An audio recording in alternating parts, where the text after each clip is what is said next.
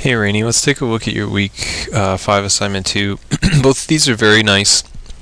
A lot of detail in both of them, and I think they're both giving us a great idea of different ways of dealing with this composition, not just color, but also some of the focal points going on. I personally kind of like the one on the top. I feel like the one on the bottom, the kind of the sun and all the line work that's kind of accompanying it, moving from kind of left to right, makes things a little bit too busy down below. You've got, a very large element here. This is dead center in the composition, so it works basically as your focal point. But then you kind of have a focal point down here as well because it's a character. And I feel like this guy gets a little bit more recognition when the sun isn't dead center. And I like the fact that it's still there, but it's made a little bit more low-key.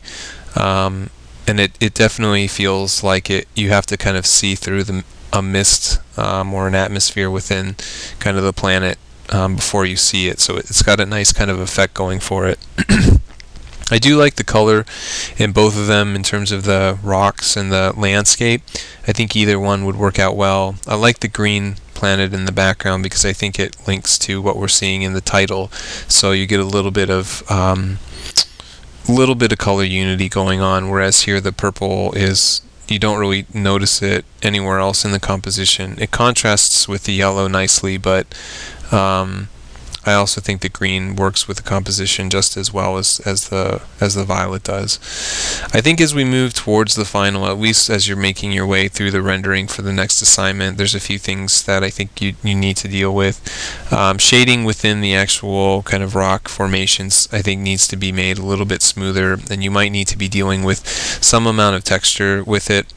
I like what you've done here as kind of a quick rendering, but I don't think it works quite as well as a finished product. It's a little too loose and it's a little bit too basic, although you're getting a great kind of lighting situation in place through it, which is terrific.